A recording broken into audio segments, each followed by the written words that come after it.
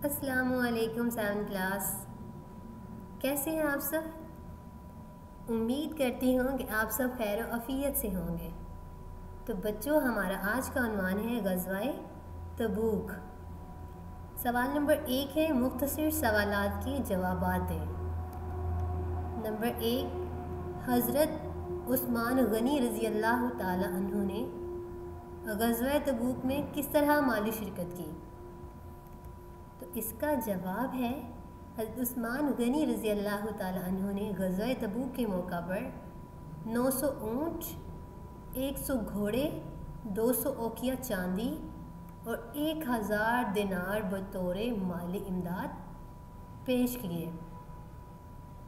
یعنی اتنی سخاوت، اتنے سخی، اللہ کے راستے میں اتنا زیادہ خرچ کرنے کی وجہ سے عثمان غنی کو غنی کا لقب ملا تھا۔ سوال نمبر 2 ہے، تبوک کے راستے میں اسلامی لشکر کس قوم کے کھنڈرات سے گزرا؟ کھنڈر کہتے ہیں تباہ شدہ امارات کو۔ تو اس کا جواب ہے قوم سمود کے کھنڈرات سے۔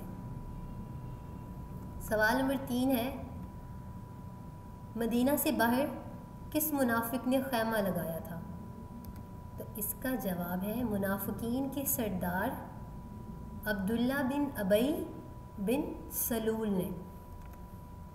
سوال نمبر 4 ہے، حضرت ذو الجبدین رضی اللہ تعالی عنہ کس طرح شہید ہوئے؟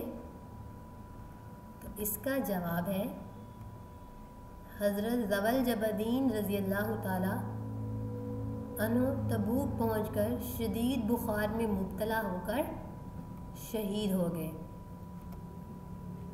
ٹھیک ہے بچوں، اس کے بعد ہے ہمارا سوال نمبر 2 ہے، درست غلط۔ تو نمبر 1 ہے، یوحنا مقام اعلیٰ کا سردار تھا۔ تو یہ درست ہے، بالکل یوحنا مقام اعلیٰ کا سردار ہی تھا۔ نمبر 2، غزوہ تبوک کے موقع پر مدینہ کا موسم خوشگوار تھا۔ تو یہ غلط ہے، خوشگوار نہیں تھا، شدید گرمی کا موسم تھا۔ نمبر 3 ہے، کیسر روم نے غسانی حاکم کی مدد کے لیے 1,00,000 کی فوج بھیجی۔ تو یہ غلط ہے۔ نمبر 4 ہے، مسجد زرار منافقین نے بنائی۔ تو یہ درست ہے، کیونکہ مسجد زرار منافقین نے ہی بنائی تھی۔ نمبر 5 ہے، حضرت کعب بن مالک رضی اللہ تعالیٰ عنہ سے 50 دن تک کسی نے بات نہیں کی۔ تو یہ درست ہے، بالکل کسی نے بات نہیں کی۔ اس کے بعد ہے سوال نمبر 3 ہے، خالی جگہ پر کریں۔ تو نمبر 1 ہے، غزوہ تبوک میں اپنے گھر کا نصف سامان اللہ کے نبی صلی اللہ علیہ وآلہ وسلم کی خدمت میں دے دیا، حضرت عمر رضی اللہ تعالی عنہ نے۔ نمبر 2 ہے، مزدوری میں ملی کھجوریں نبی کریم صلی اللہ علیہ وآلہ وسلم کی بارگاہ میں پیش کر دیں، حضرت عقیل انصاری رضی اللہ تعالی عنہ نے۔ نمبر 3 ہے،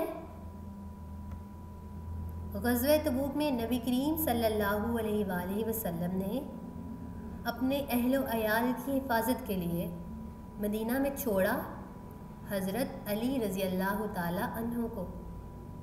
نمبر 4 ہے، لڑائی نہیں ہوئی، بخار سے شہید ہوئی لیکن شہادت کا درجہ پایا، حضرت ذو الجبدین رضی اللہ تعالی عنہ نے۔ نمبر 5 ہے، غزوہ تبوک میں نہیں گئے لیکن نبی کریم صلی اللہ علیہ وسلم سے سچ بولا، حضرت کعب بن مالک رضی اللہ تعالی عنہ نے۔ وہ غزوہ میں شامل نہیں ہوئے تھے، لیکن جب نبی پاک صلی اللہ علیہ وسلم آئے تو انہوں نے سچ بتایا، انہوں نے جھوٹ نہیں بولا تھا۔